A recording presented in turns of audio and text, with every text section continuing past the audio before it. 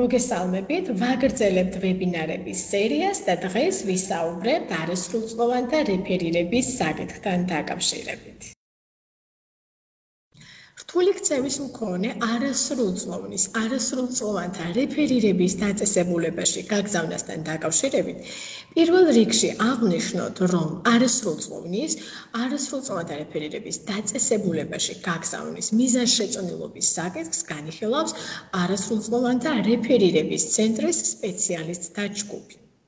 არასრულწლოვნის საუკეთესო ინტერესებიდან გამომდინარე, არასრულწლოვნის რეფერირების დაწესებულებაში შესაძლებელია გაიგზავნოს 10 წლიდან 18 წლამდე არასრულწლოვანი სპეციალისტთა ჯგუფის შესაბამის შუამდგომლობაში მითითებული ვადით.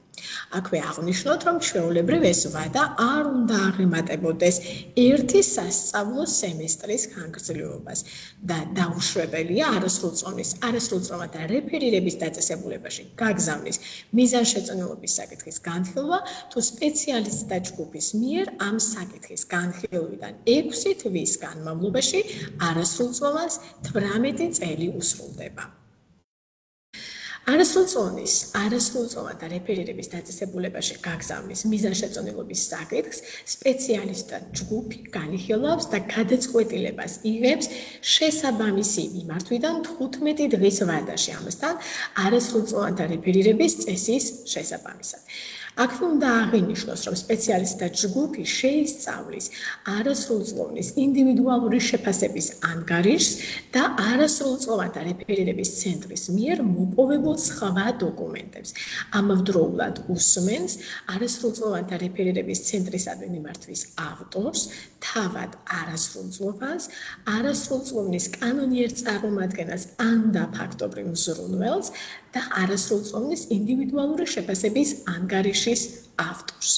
სპეციალისტთა ჯგუფმა შეიძლება საჭიროების შემთხვევაში მიიღოს გადაწყვეტილება სხვა პირების მოსმენის შესახებაც.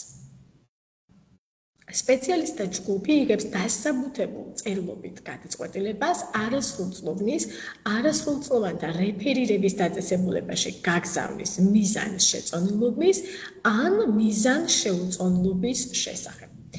აქვე აღვნიშნოთ, რომ არასრულწლოვანთა რეფერირების დაწესებულებაში გაგზავნის მიზანშეწონილობის შესახებ გადაწყვეტილება მიიღება მხოლოდ იმ შემთხვევაში, თუ სხვა ღონისძიებების გამოყენება არ იქნება საკმარისი რთული ქცევის მქონე არასრულწლოვნის სოციალიზაციის, რეაბილიტაციის და დანაშაულის პრევენციის მისაღწევად.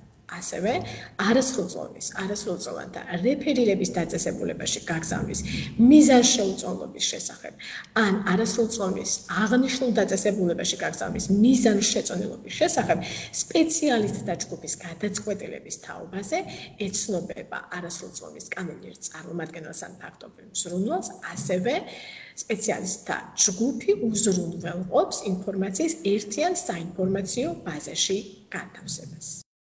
მაშასე, დღეს ჩვენ ვისაუბრეთ არასრულწლოვანთა რეფერირების საკითხთან დაკავშირებით. ჩვენი შემდეგი ვებინარის სასაუბრო თემა იქნება მოსწავლის ქცევის კოდექსი. გისურვებთ წარმატებებს.